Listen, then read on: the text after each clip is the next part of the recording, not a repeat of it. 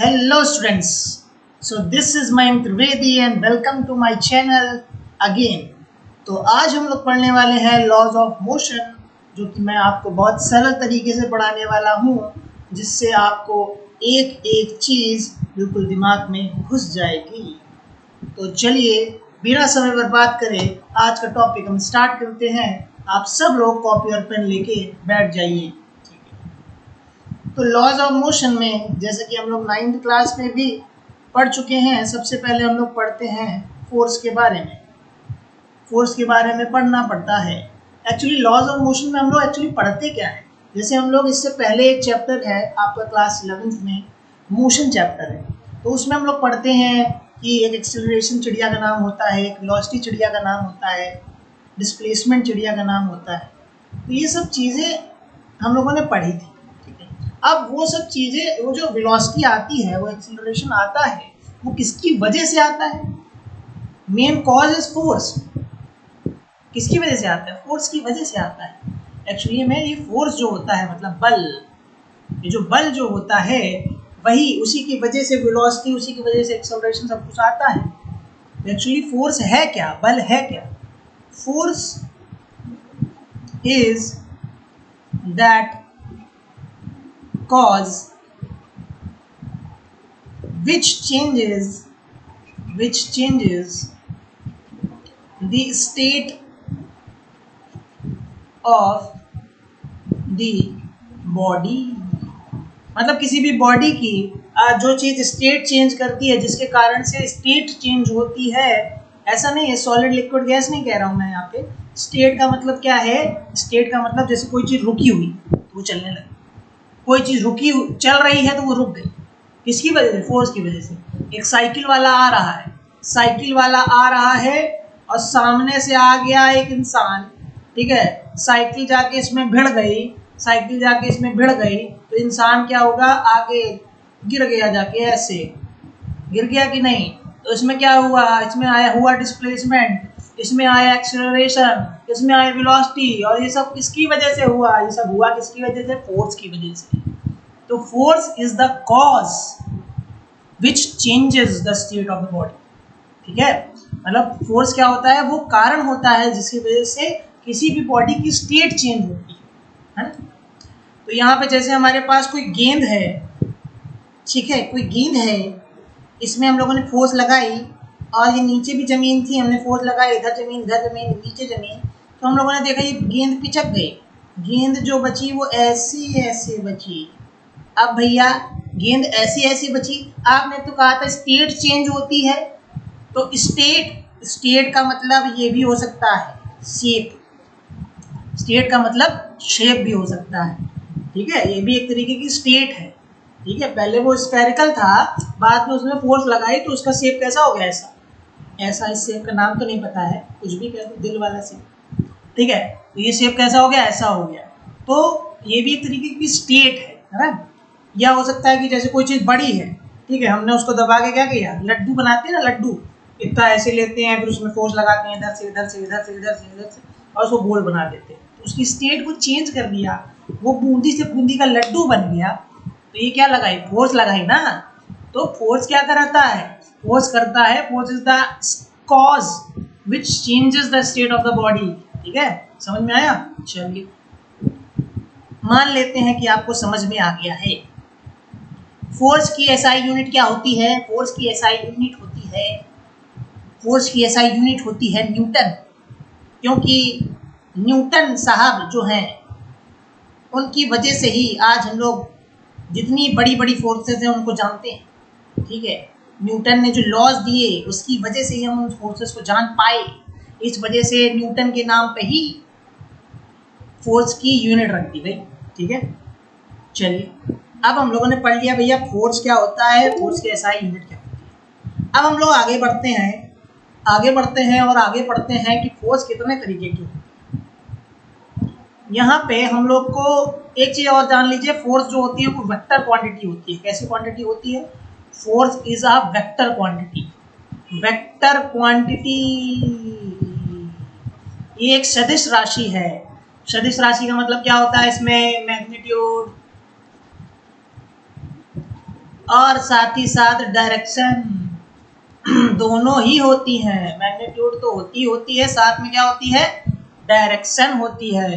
ठीक है, फोर्स में क्या होती है, मैग्नीट्यूड और डायरेक्शन दोनों चीजें होती हैं। ठीक है, तो फोर्स किसी चीज की होगी किस पे डिपेंड करती है, क्योंकि देखो जैसे हमने फोर्स लगाई, ऐसे फोर्स लगा सकते हैं, है ना, हम लोग ऐसे फोर्स लगा सकते हैं, ऐसे फोर्स लगा सकते हैं, अलग अलग डायरेक्शन से फोर्स लगा सकते हैं कि नहीं, और इसकी कुछ वैल्यू होगी 10 न्यूटन, 20 न्यूटन, 30 न्यूटन, जितने न्यूटन। ठीक है, और डायरेक्शन हो। और एक चीज और होती है फोर्स में, एक चीज और होती है पॉइंट ऑफ एप्लीकेशन, जो कि मैटर करता है।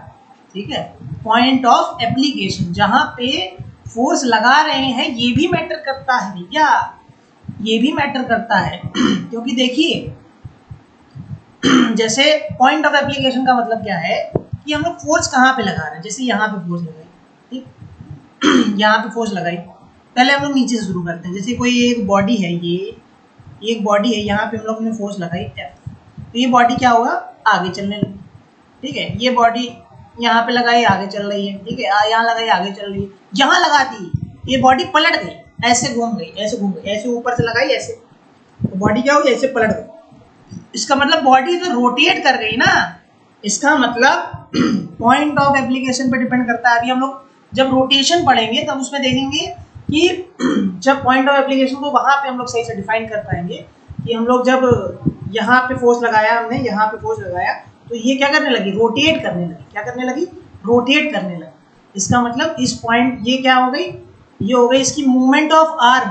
ठीक है, ये सब चीजें हम लोग बाद में पढ़ेंगे, ये सब चीजों को ध्यान देने की जरूरत नहीं है। लेकिन हम लोग फोर्स जहाँ पे लगाते हैं, ऐसे तो देखो लीनियर मोशन हो रहा है, ऐसे तो लीनियर मोशन हो रहा है, लेकिन जब यहाँ पे फोर्स लगा दी तो ये क्या हो गया, ऐसे घूम गया, रोटेशनल मोशन हो गया, है ना। तो मोशन में भी चेंज हो जाता है पॉइंट ऑफ एप्लीकेशन की वजह से। जहाँ पे आप फोर्स लगाएंगे उस पर डिपेंड करता है किस तरीके का मोशन हो रहा है। ठीक है, और कोई मतलब नहीं। चलिए फोर्स के बारे में हम लोग जान गए। फोर्स क्या होता है, सबसे पहले force is the cause to change the state of the body. उसके बाद हम लोगों ने जाना कि एसआई यूनिट फोर्स की क्या होती है, न्यूटन। उसके बाद जाना force is a vector quantity. Force में क्या होता है, मैग्नीट्यूड होता है, डायरेक्शन होता है, और पॉइंट ऑफ एप्लीकेशन पे भी डिपेंड करता है फोर्स। और पॉइंट ऑफ एप्लीकेशन क्या बताता है कि वो किस तरीके का मोशन कर रहा है बॉडी, क्योंकि जहाँ पे हम लोग फोर्स लगाएंगे उसके अकॉर्डिंग क्या होगा, कैसे बॉडी मूव कर रही है, ये पता चलिए। चलिए अब हम लोग आगे बढ़ते हैं, देख लेते हैं फोर्स कितने तरीके की है जो हम लोग को पढ़नी है। फोर्स सबसे पहले आती है फोर्स नॉन कॉन्टैक्ट फोर्स। कैसी फोर्स, सबसे पहले फोर्स आती है नॉन कॉन्टैक्ट फोर्स। ठीक, उसके बाद आती है कॉन्टैक्ट फोर्स। उसके बाद क्या आती है, उसके बाद आती है हमारे पास कॉन्टैक्ट फोर्स। ये क्या है, उसके बाद आती है हमारे पास कॉन्टैक्ट फोर्स। ठीक है, उसके बाद हमारे पास आती है,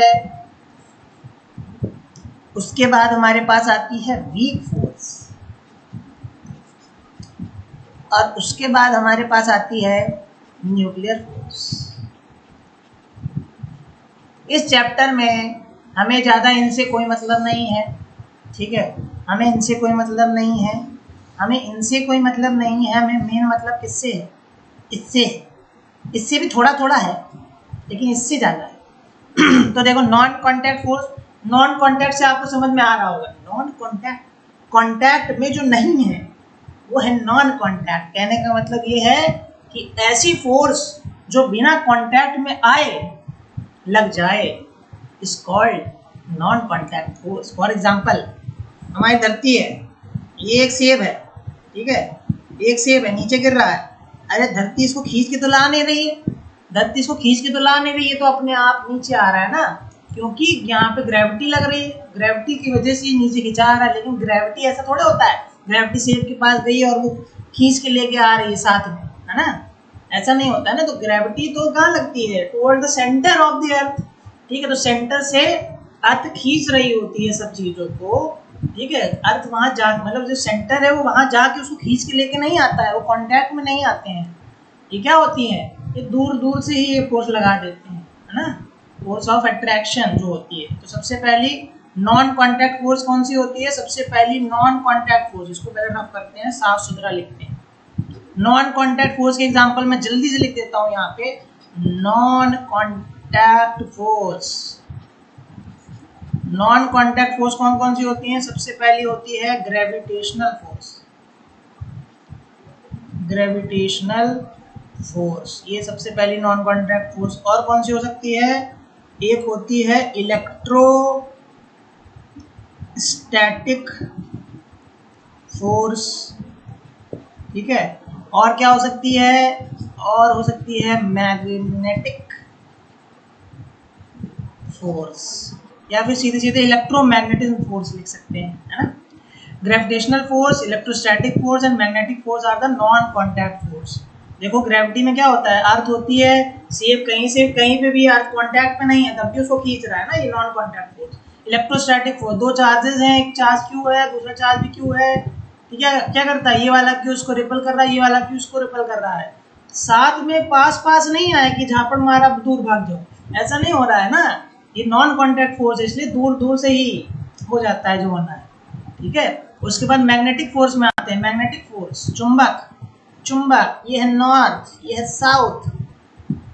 दूसरा चुंबक, ये है नॉर्थ, ये है साउथ। इसने इसको खींच लिया अपनी तरफ, इसने इसको खींच लिया अपनी तरफ, ठीक है। ये दूर दूर थे तब भी खींच रहे थे, है ना, दूर दूर थे तब भी खींच रहे थे। हम उस मैग्नेट की बात नहीं कर रहे जो खिलौने वाला आता है आपके घर में, जो बिल्कुल बगल में ले आओ तब भी नहीं चिपकता है, ऐसा नहीं होता है ना। तो मैग्नेट की प्रॉपर्टी क्या होती है, थोड़े से पास ले जाएंगे, जहां पे मैग्नेटिक फील्ड होगी वो उसको खींच लेगा, ठीक है।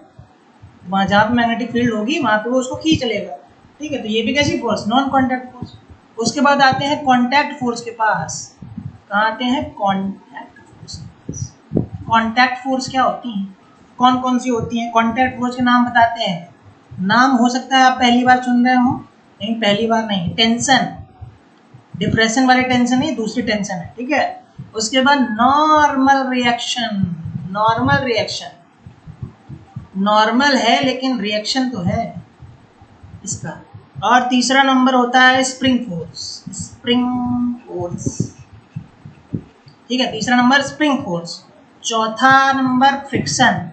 ये जितनी भी चीजें लिखी है ना बहुत इंपॉर्टेंट है, अभी हम लोग आगे बढ़ेंगे जब तो बहुत इंपॉर्टेंट है, इनको जल्दी से दिमाग में रखिएगा। इस ये क्या क्या होते हैं इनको मैं अभी समझा रहा हूँ। टेंशन क्या होता है, नॉर्मल रिएक्शन क्या होता है, स्प्रिंग फोर्स क्या होता है, फ्रिक्शन क्या होता है, ठीक है। ये मैंने इतने अच्छे से नहीं समझाया ग्रेविटेशनल, इलेक्ट्रोस्टैटिक या मैग्नेटिक, क्योंकि इसका इतना काम नहीं है। इसका काम है, इसको मैं एक टॉपिक लेको अच्छे से समझाऊंगा, ठीक है। चलो ये हमारी कॉन्टैक्ट फोर्स हो गई। वीक फोर्सेस में मैं बता देता हूँ, वीक फोर्सेस में आते हैं वैन वाल फोर्सेस, जो दो कभी कभी दो एटम के बीच में जो बॉन्ड्स होते हैं उनके बीच लगती है वैन वाल फोर्स, ठीक है, उसे कहते हैं वीक फोर्स।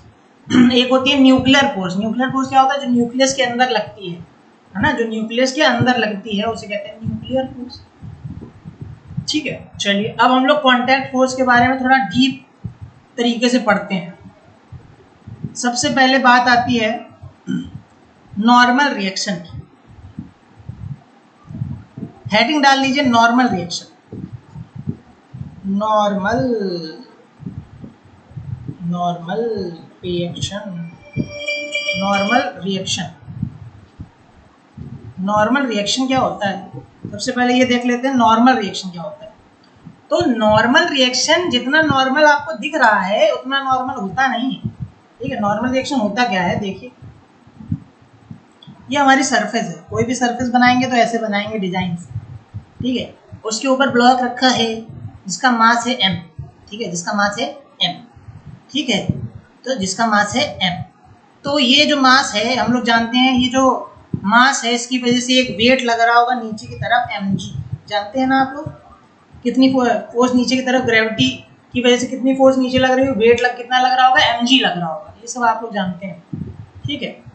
ये जो सरफेस है, जो सरफेस है डिजाइन वाली, ये फोर्स लगाती है perpendicular to the surface.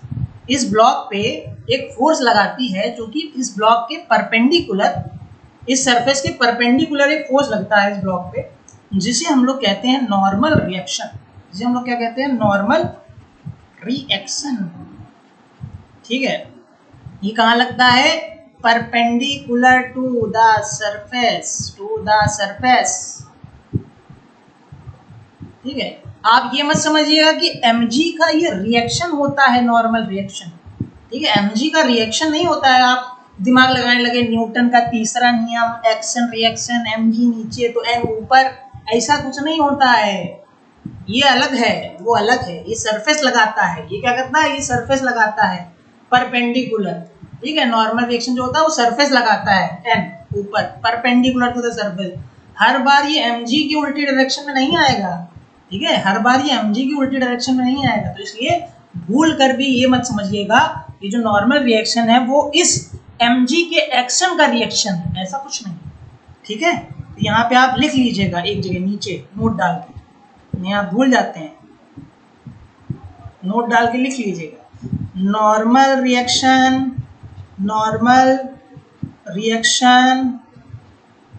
is caused due to, sorry इधर ना जाना, due to contact and balances the weight of the body,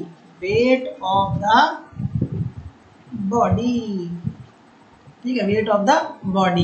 normal reaction क्या करता है, ये किसकी वजह से होता है, कांटेक्ट की वजह से। जब दो चीजें को आपस में कांटेक्ट आती हैं तो उसमें एक नॉर्मल रिएक्शन लगता है, ये लाजमी है।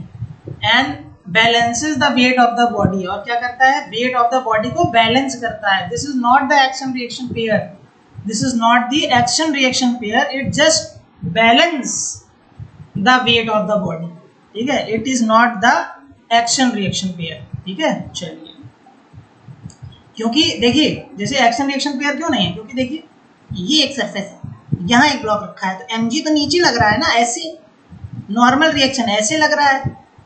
नॉर्मल रिएक्शन कैसे लगेगा, नॉर्मल रिएक्शन तो सरफेस के परपेंडिकुलर लगेगा। सरफेस का परपेंडिकुलर क्या है, ये नॉर्मल रिएक्शन तो इधर लगेगा, mg नीचे लगेगा। अगर आप कह देंगे कि mg का रिएक्शन है नॉर्मल रिएक्शन, तो ऐसा गलत हो जाएगा बेटा। तो क्या होगा कि normal reaction is caused due to the contact and balances the weight of the body, this is the perfect definition, ठीक है। चलिए आगे बढ़ते हैं। अब बात आती है टेंशन की, अब बात आती है टेंशन। टेंशन है टी से डिनोट करते हैं टेंशन को, टी से, क्योंकि शुरुआती वाली टी है, ठीक है। टेंशन किस में लगती है, टेंशन लगती है हमारी स्ट्रिंग में लग सकती है, ठीक है, और किस में लग सकती है, रॉड में लग सकती है, और चेन में लग सकती है। तीन चीज़ों में टेंशन लग सकती है।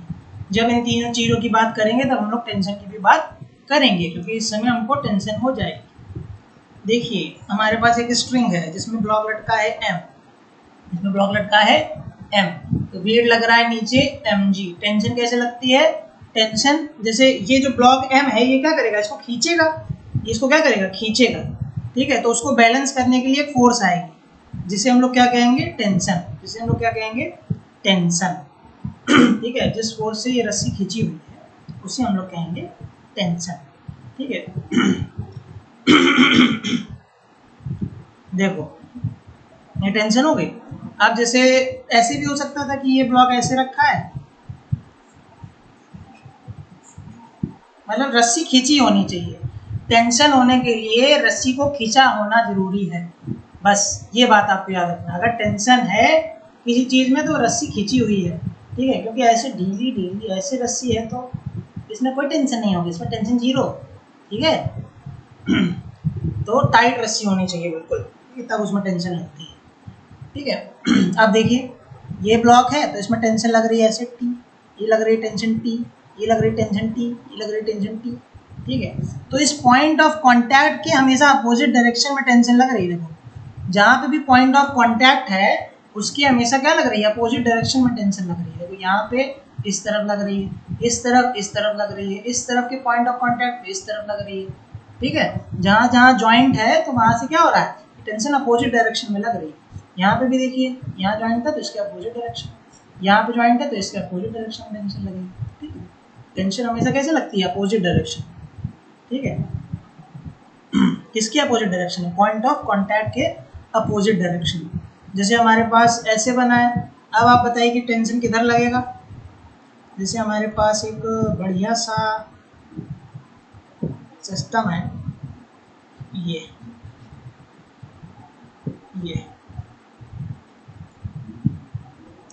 ज़्यादा ब्लॉक ना लगाओ, इसको लगा दो सरफेस। तो टेंशन कैसे कैसे लग रही होगी?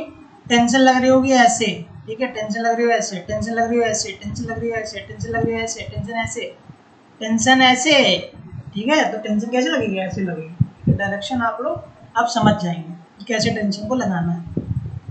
चलिए, ये तो बात हो गई नॉर्मल रिएक्शन और टेंशन की। अब जो सबसे इम्पोर्टेंट है इस पूरे चैप्टर में, जो सबसे इम्पोर्टेंट है, जिसे हम लोग कहते हैं फ्री बॉडी डायग्राम। अगर ये आ गया तो भैया चैप्टर पूरा आ गया, ठीक है। फ्री बॉडी डायग्राम, ठीक है, फ्री बॉडी डायग्राम, ठीक है। फ्री बॉडी डायग्राम कैसे बनता है?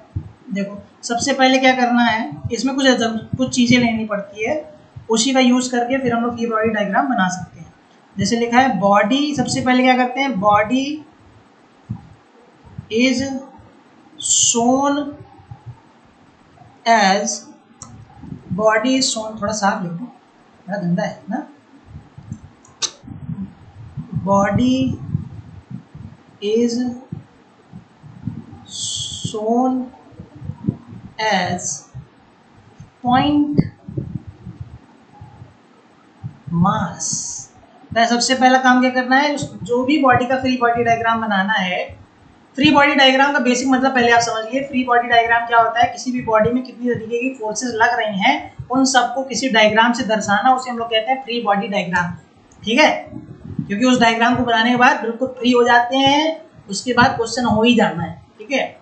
चलो, body is shown as point mass. सबसे पहले क्या करते हैं, उसको बनाने के लिए, फ्री बॉडी डायग्राम को बनाने के लिए बॉडी को पॉइंट मास की तरह दिखाएंगे, ओके। उसके बाद we will show all forces, सारी फोर्सेस उसमें शो करेंगे, एक्टिंग ऑन इट, ठीक है, सारी फोर्सेस शो करेंगे जो कि उसमें लग रही हैं। उसके बाद for the force we should have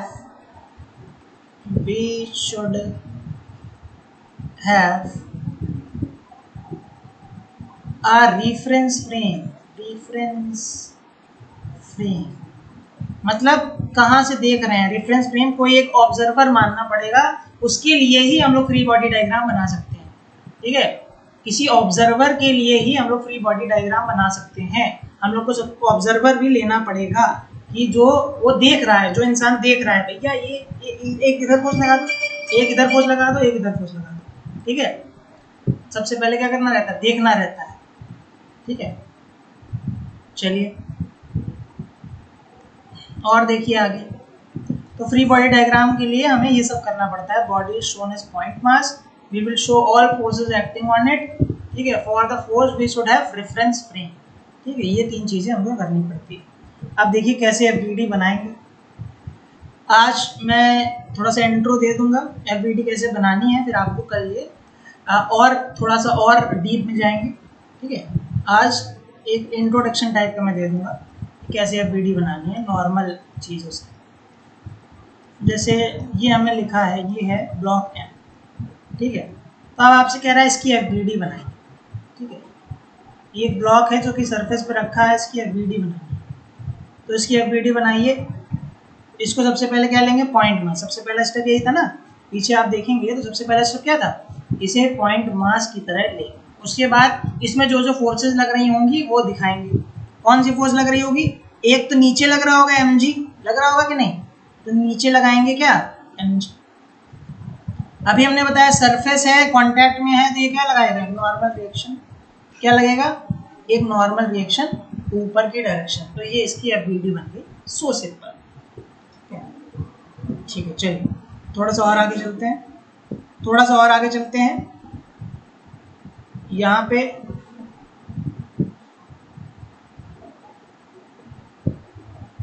थोड़ा सा और आगे चलते हैं। यहाँ पे एक ब्लॉक है m, ठीक है, ब्लॉक है m, इसकी एफबीडी बनानी है, ठीक है। तो इसकी एफबीडी कैसे बनेगी, इसकी एफ में सबसे पहले हमको क्या करना पड़ेगा, इसको एक पॉइंट मास की तरह लेना पड़ेगा, ठीक है। उसके बाद देखेंगे mg एक तो नीचे लगेगी, है ना, mg कैसे लगेगी, नीचे। एक नॉर्मल रिएक्शन लगेगा ऐसे, नॉर्मल रिएक्शन लगा दो ऐसे, ठीक है। तो ये इसकी एफ बन गई, बहुत सारे, ठीक है। तो अब हम इसको कंटिन्यू अगले चैप्टर में, मतलब अगले वीडियो में करेंगे, ठीक है। आज के लिए बस इतना ही। अगर वीडियो अच्छा लगा हो तो लाइक कर दीजिए, चैनल को सब्सक्राइब कर दीजिए, बेल आइकन दबा दीजिए और अच्छे